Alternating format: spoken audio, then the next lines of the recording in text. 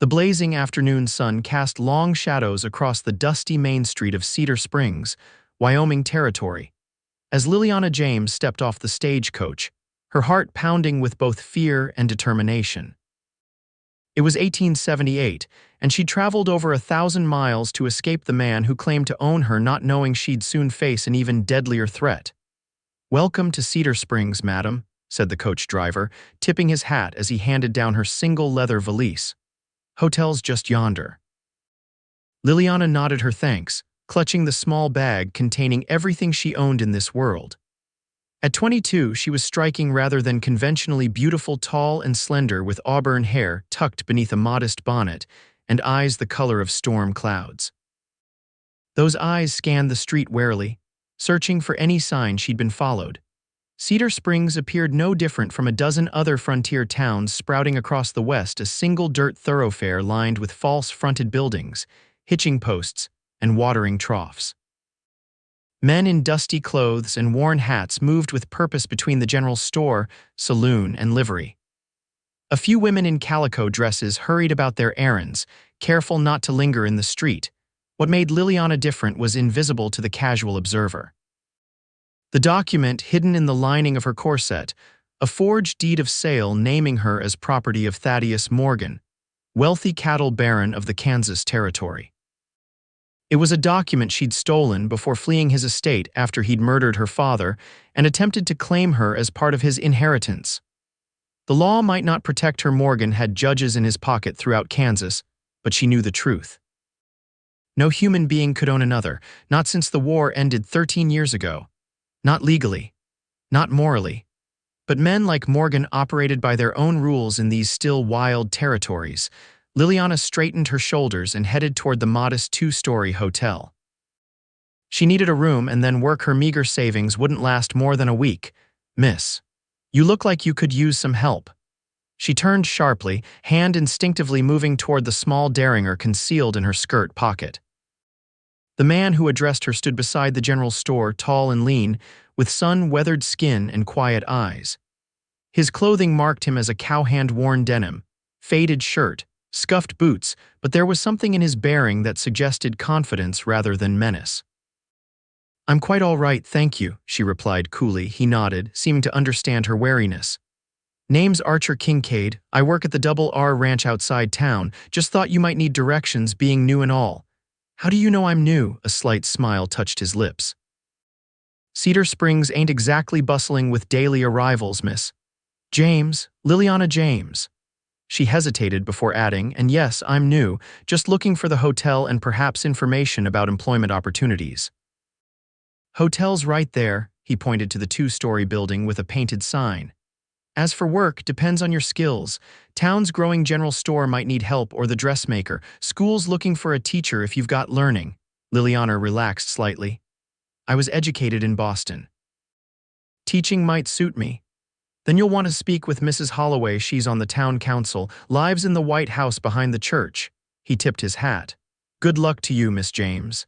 As he turned to leave, Liliana felt an unexpected pang. There was something reassuring about Archer Kincaid, perhaps the lack of presumption in his manner or the direct, honest way he'd spoken to her. But trust was a luxury she couldn't afford. "Mr. Kincaid," she called after him. "Thank you."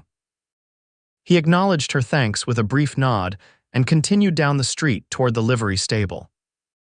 Liliana watched him go before heading to the hotel, unaware that her arrival in Cedar Springs had already been noted by others, including the very man Archer Kincaid worked for, Randall Ross of the Double R, who had his own connections to Thaddeus Morgan. The hotel was clean but sparse, a narrow bed, washstand, and small window overlooking the main street. Liliana paid for 3 nights, using precious coins from her dwindling funds. After washing away the dust of travel, she changed into her second-best dress and headed toward the White House behind the church. Mrs. Holloway proved to be a formidable woman in her 60s, with sharp eyes and a no-nonsense manner. She examined Liliana's references, carefully forged to eliminate any connection to Kansas, with pursed lips. "We've been without a proper teacher since Miss Winters married last spring," she said finally. 28 students, ages 6 to 16. Can you handle that?" I taught classes twice that size in Boston, Liliana answered confidently. Different sort of children here. Some haven't had much schooling. Ranch kids who come to town just for winter term when they're not needed for work. Mrs. Holloway studied her carefully. Salary's $30 a month plus room and board in the small house behind the school. Term starts in 2 weeks. Liliana's heart leaped. A position and a place to live more than she'd hoped for. I accept with gratitude, Mrs. Holloway. Good. You can move in tomorrow. Place needs a thorough cleaning first. And understand this, Miss James. Cedar Springs may be small, but we value education. Do right by our children and you'll find a home here. Fail them and you'll be on the next stage out. I understand completely. As Liliana left, relief flooded through her. Perhaps here in this remote corner of Wyoming she could finally build a life free from fear. Perhaps Thaddeus Morgan would never find her. She was wrong on both counts. The schoolhouse was a simple one-room building with large windows and rows of rough-hewn desks. The attached teachers' quarters consisted of a bedroom, small sitting area, and kitchen. As Mrs. Holloway had warned, both needed substantial cleaning, but Liliana threw herself into the work with fierce determination. This was hers earned through her own abilities rather than bestowed by the whim of a man. By the third day, the floors gleamed, windows sparkled, and she'd begun organizing books and materials for the approaching term. It was late afternoon when a knock at the schoolhouse door interrupted her work. Wiping dust from her hands, she opened it to find Archer Kincaid standing there, hat in hand. "Mr. Kincaid," she said, surprised. "Miss James, heard you got the teaching position. Congratulations." "Thank you. Word travels quickly in Cedar Springs, it seems." "That it does." He shifted slightly and she noticed he held a small wooden crate. "Brought you some things. From the ranch." Curious, she looked at the offering: fresh eggs, a jar of preserves, a small wheel of cheese, and several apples. "This is very kind but unnecessary. Ranch always has plenty." "Thought it might help until you get settled." He glanced past her into the schoolhouse. "Place coming along?" "Yes, though there's still much to do before the term begins." A moment of awkward silence stretched between them before he spoke again. "I could help with some repairs if you'd permit it. Roof looks like it might leak when the fall rains come." Liliana hesitated. Every instinct cultivated during her flight from Morgan urged caution around men offering assistance. Such things invariably came with expectations. Yet there was something straightforward about Archer Kincaid that made her inclined to trust him. "That would be appreciated," she finally said. "Though I couldn't pay you, wouldn't expect it. My sister's kids will be attending come winter. Consider it my contribution to their education." And so began a pattern. Archer would appear every few days, usually late afternoons when his work at the Double R was done. He mended the roof, fixed broken hinges, replaced rotten boards in the porch steps, and constructed bookshelves for the growing collection of texts that townspeople donated for the school. Liliana found herself looking forward to his visits, though she maintained a careful distance. On a warm September afternoon, as he repaired a cracked window frame, she finally asked the question that had been on her mind. "Mr. Kincaid, why are you doing all this? Surely your nieces and nephews don't require such extensive preparations." He concentrated on his work for a moment before answering. "My pa couldn't read. Ma tried to teach him, but he was stubborn, thought it wasn't necessary for a ranching man." He tapped a nail into place with careful precision. "When I was 12, he signed away mining rights to the best part of our land because he couldn't understand the contract, lost everything, died thinking he was a failure." "I'm sorry," Liliana said softly. "Education matters." He straightened up, meeting her eyes directly. "And folks who provide it deserve decent conditions to do their work." That evening, Liliana found herself unable to focus on her lesson preparations, her thoughts returning repeatedly to Archer.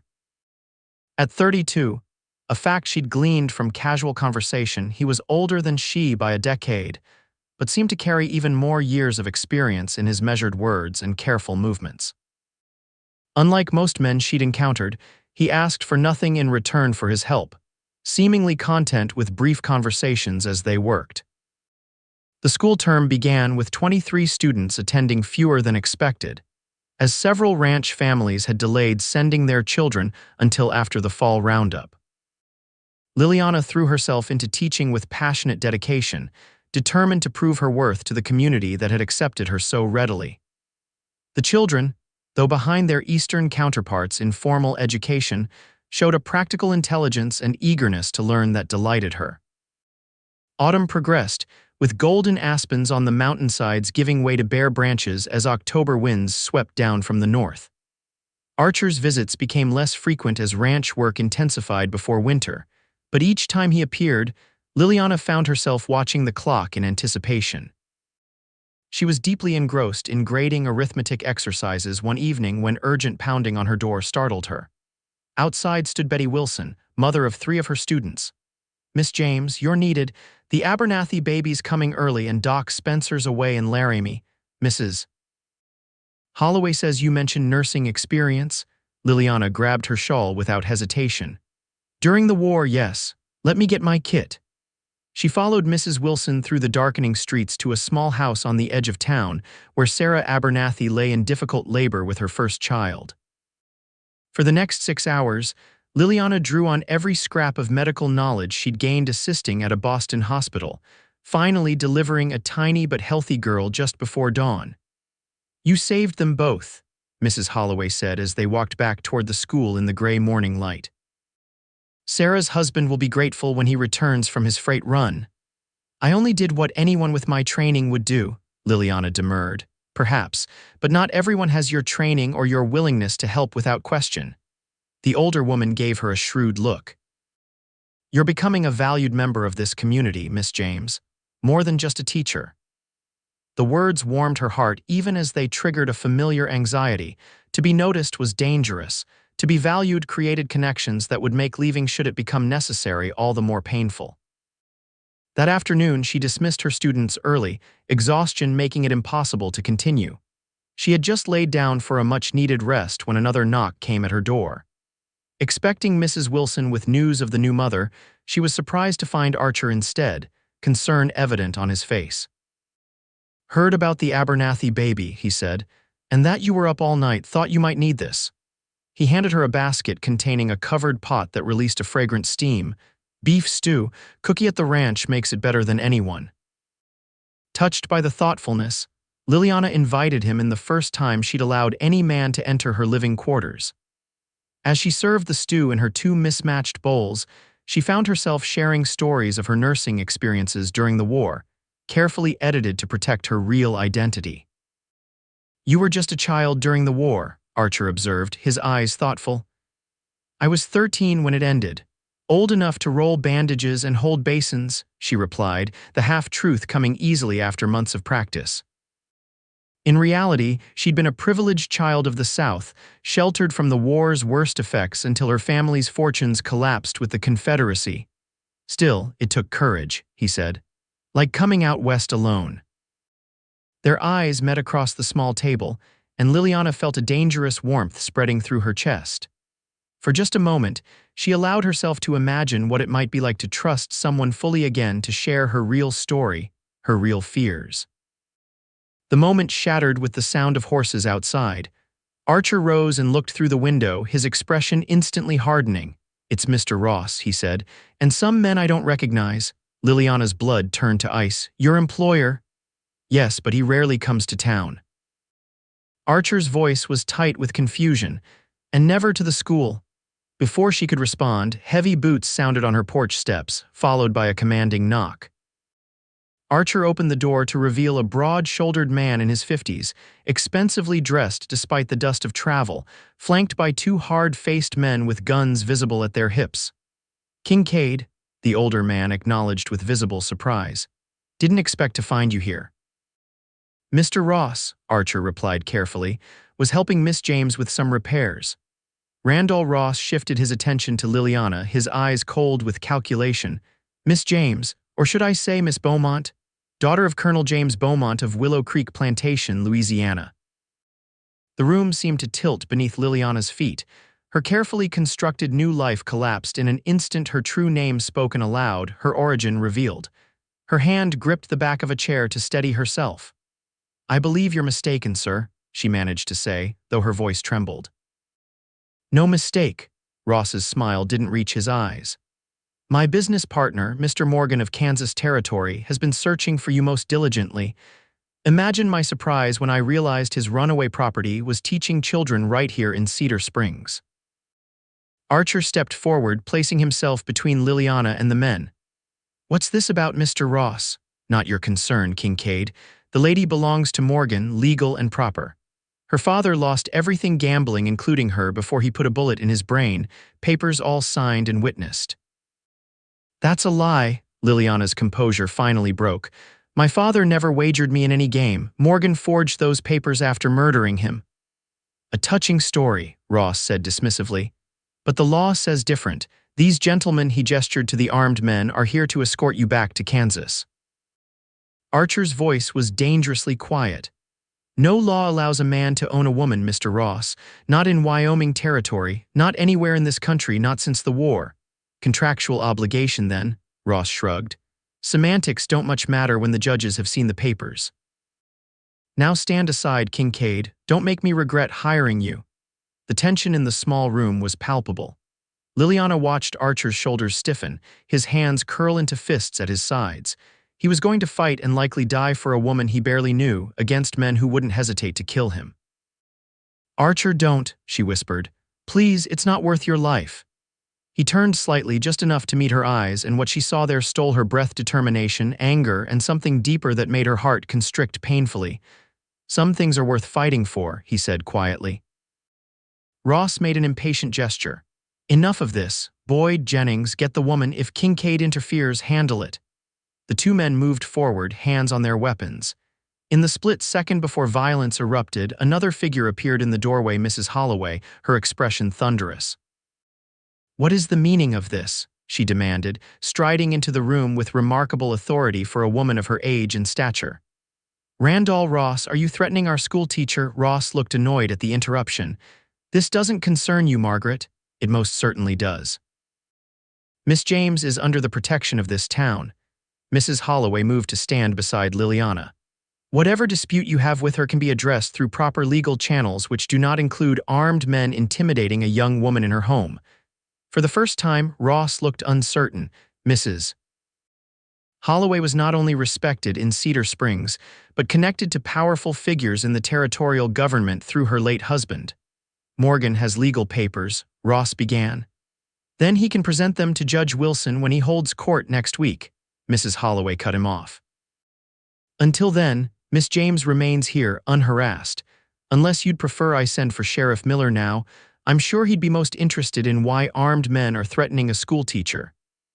The standoff stretched for several tense moments before Ross finally nodded to his men to stand down. "1 week," he said coldly. "When Judge Wilson sees Morgan's claim, she'll be leaving with us. Count on it." After they departed, the 3 remaining occupants of the small room stood in stunned silence until Mrs. Holloway spoke. "You have some explaining to do, young lady. But not to me, to the town council, 7 o'clock at the church." She fixed Archer with a stern look. "You too, Mr. Kincaid. I suspect you'll want to speak on her behalf." Alone again, Liliana sank into a chair, trembling with delayed shock. "It's over," she whispered. "Everything I've built here, Morgan will never stop. His pride won't allow it." Archer knelt before her, taking her cold hands in his warm ones. "Tell me everything," he said. "The whole truth this time," and so she did. About growing up on a once prosperous Louisiana plantation, devastated by the war.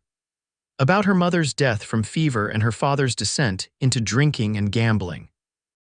About Thaddeus Morgan offering to clear her father's debts in exchange for her hand in marriage, despite being 30 years her senior, and already having buried 2 wives under suspicious circumstances. When my father refused, Morgan killed him and forged documents claiming my father had wagered me in a game of chance. In the chaos after the war, with records destroyed and witnesses scattered or dead, who could disprove him? Tears streamed down her face. I fled the night they came to collect me.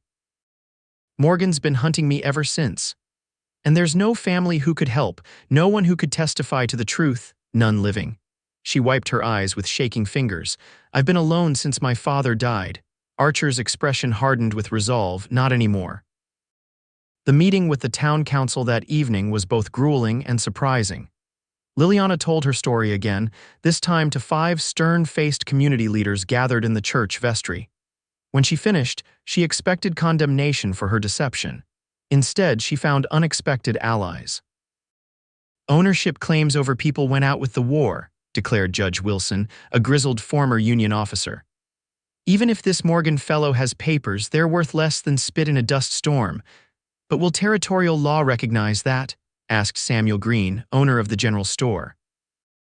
"If this man has judges in his pocket. Morgan's influence doesn't extend to Wyoming," Mrs. Holloway stated firmly, "and Judge Wilson's ruling would have to be overturned by a federal court, a lengthy and expensive process." "Still, there'll be trouble," warned Mayor Thompson. "Ross is powerful in these parts, and if he's partnered with this Morgan character. So we protect our own," Archer said, speaking for the first time. All eyes turned to him. "Miss James or Beaumont has earned her place here. She delivered the Abernathy baby when no doctor was available. She's teaching our children to read and cipher. She belongs to Cedar Springs now, not to some Kansas cattle baron with forged papers." There were nods around the table. Liliana felt tears threatening again at this unexpected support from people who barely knew her. "It's settled then," Judge Wilson said. "When Morgan presents his claim, I'll rule it invalid under territorial statute. Miss James stays." Relief flooded through her, but Archer's expression remained troubled. "Morgan won't accept that easily," he said. "Men like him aren't used to being refused." "Then we'll be prepared," the mayor replied. "Sheriff Miller will deputize as many men as necessary." As they left the church, Liliana found herself walking beside Archer in the deepening twilight. "Thank you," she said softly, "for believing me, for standing up for me." "Wasn't just me," he pointed out. "Whole towns behind you, but you were first, even before you knew the truth." She stopped, turning to face him. Why, in the fading light, his expression was difficult to read. "Because I recognized something in you from the first day, someone fighting to build something honest and true out of ruins."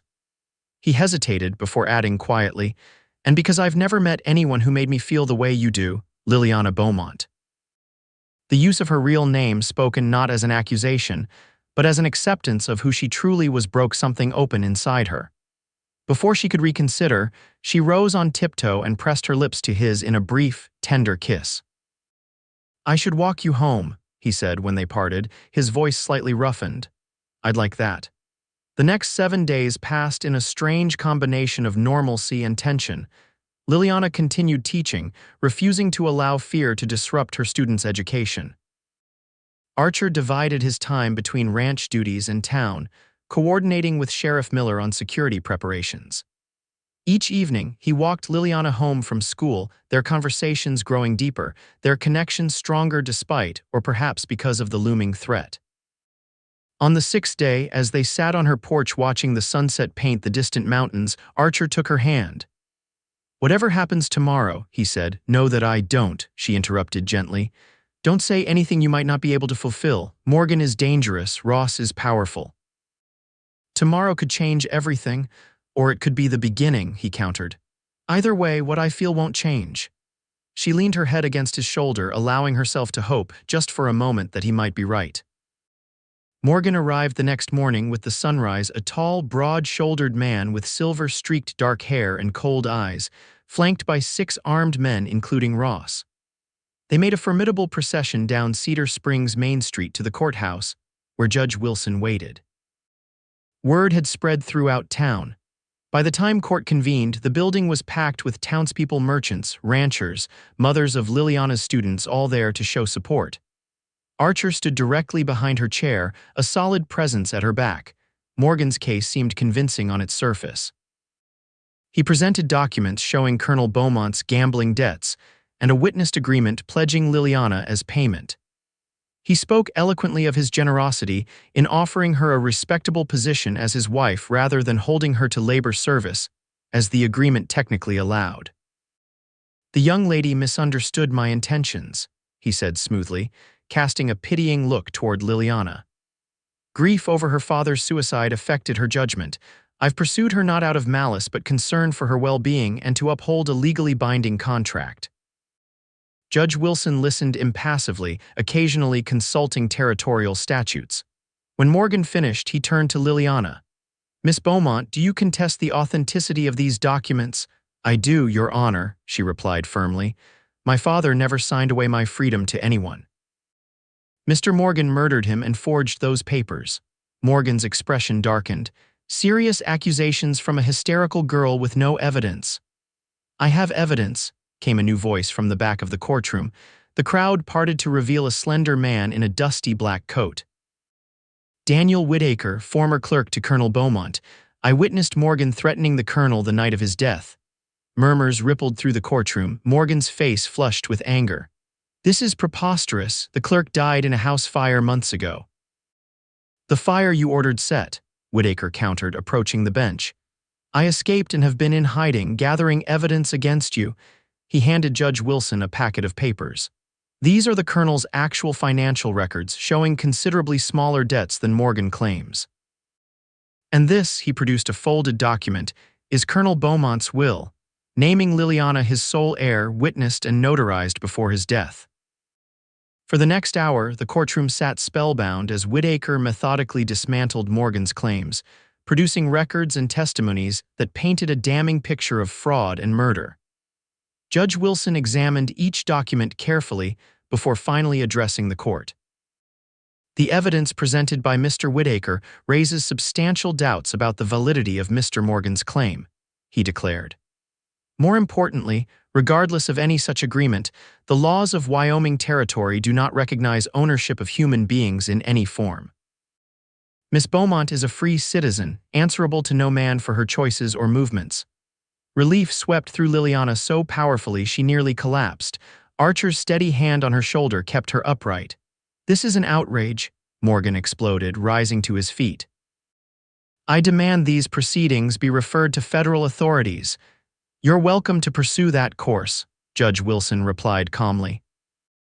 In the meantime, Mr. Whitaker's evidence regarding Colonel Beaumont's death will be forwarded to Louisiana authorities for investigation of possible murder charges.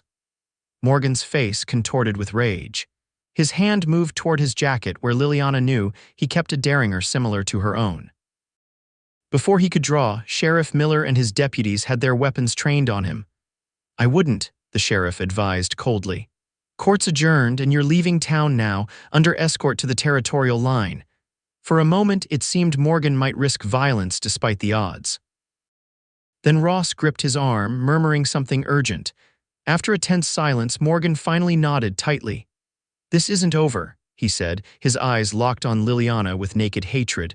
No backwater judge can deny what's rightfully mine. She was never yours, Archer said, his voice cutting through the tension. And she never will be. Outside the courthouse, as Morgan and his men were escorted toward the livery to collect their horses, the townspeople surrounded Liliana with congratulations and support. Daniel Whitaker approached her hesitantly. Miss Beaumont, he said, bowing slightly, forgive me for not revealing myself sooner. I've been following Morgan's movements for months, gathering evidence, when I learned he'd traced you here. You arrived just in time, she said gratefully. I can never repay you. Your father was a good man who treated me fairly, Whitaker replied. Seeing justice done is payment enough. He handed her a small packet.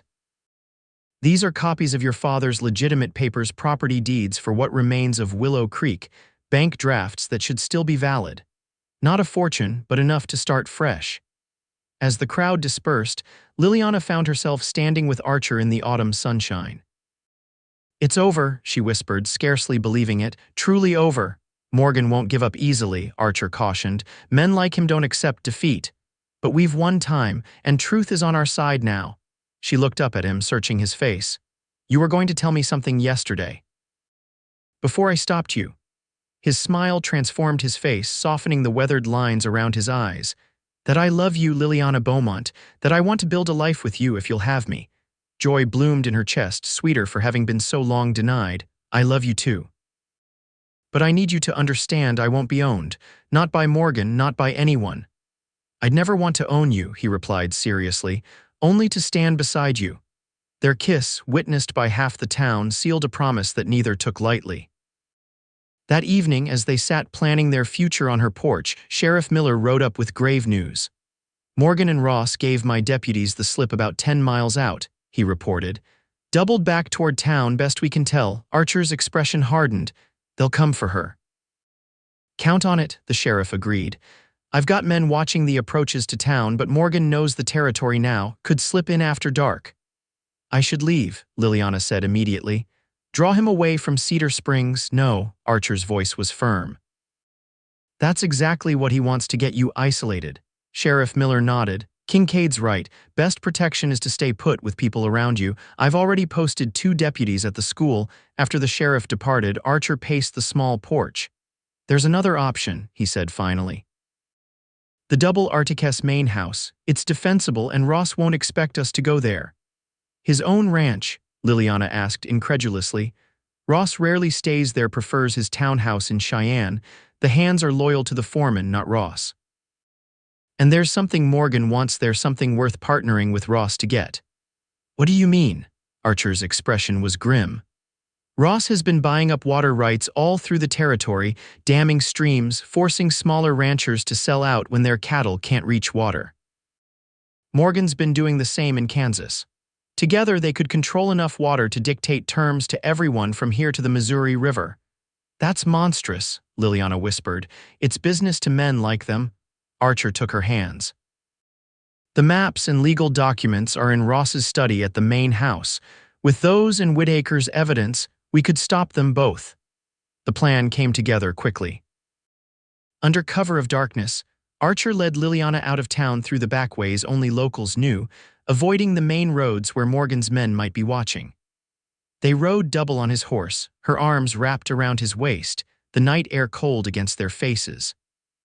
The double Articus main house rose like a fortress from the Wyoming plain, a sprawling 2-story structure built from local stone, designed to withstand both weather and attack. As Archer had predicted, it was minimally staffed, with only the cook and a few hands who knew him well enough not to question his presence or the woman accompanying him. Ross keeps his papers in the study, Archer explained as he led her through the imposing house. Locked cabinet behind his desk.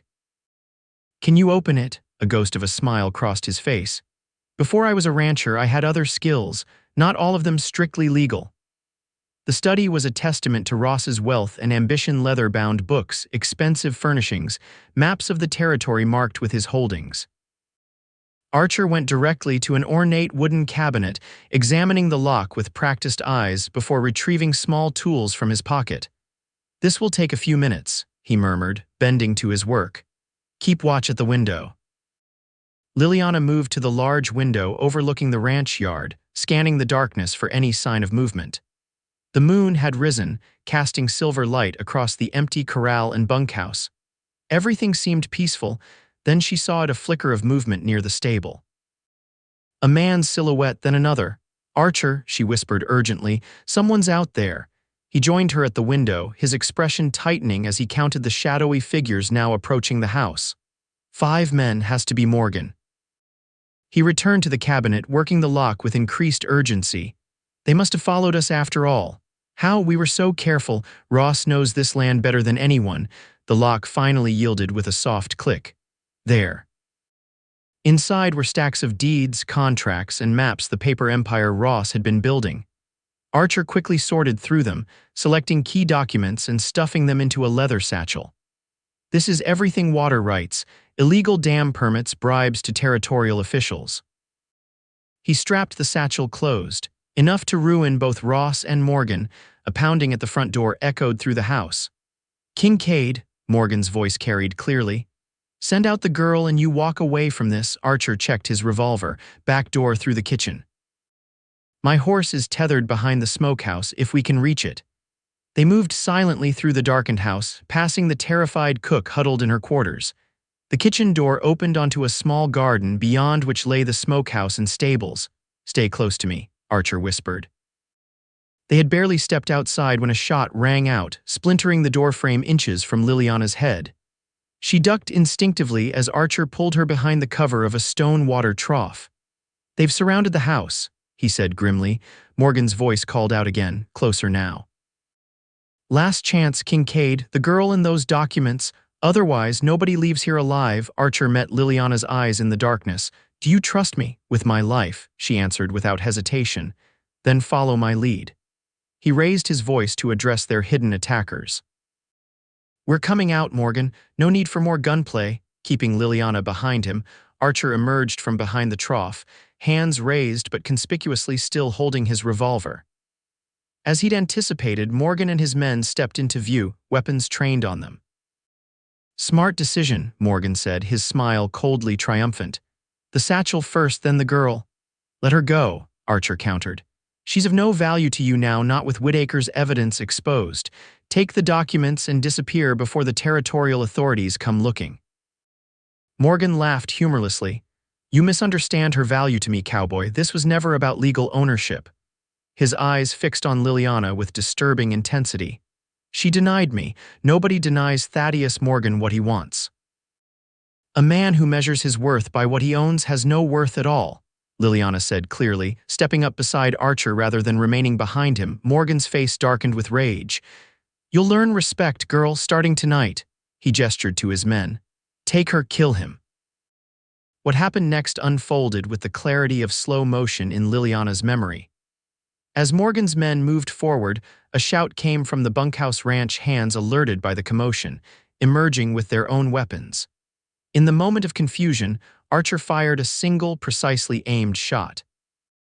Not at Morgan or his men, but at the branding iron heating in the fire pit nearby, a fire the ranch hands had lit earlier that evening to mark new calves in the morning. The iron flew from the flames, landing in the dry hay stacked for the horses. Within seconds, the hay erupted in flames, creating a blazing barrier between them and their attackers. "Run," Archer shouted, pulling Liliana toward the smokehouse where his horse waited. They mounted in a single fluid motion born of desperation, Archer swinging up behind her and digging his heels into the horse's flanks. Behind them, shouts and gunfire mingled with the crackling of spreading flames as Morgan's men and the ranch hands engaged in a chaotic firefight. "The documents." Liliana cried as they galloped away. Archer patted the satchel secured to his saddle. "Got them. Enough to end Ross and Morgan both." They rode hard through the night, taking hidden trails through the rugged country surrounding Cedar Springs. By dawn, they reached a small line cabin Archer knew, a simple one-room structure used by cowboys during roundup. There they collapsed, exhausted but alive, the precious documents safe. "What now?" Liliana asked as they shared the meager provisions stored in the cabin. "We get these to Judge Wilson," Archer replied, patting the satchel. "Then to the territorial governor, with Whitaker's evidence about your father's murder and these papers showing Ross and Morgan's water scheme, they'll both face prison." "If they survived last night," Liliana pointed out. "That fire was spreading quickly." Archer's expression was solemn. "It was them or us. I made my choice." She took his hand, understanding completely. "Our choice. I would have done the same."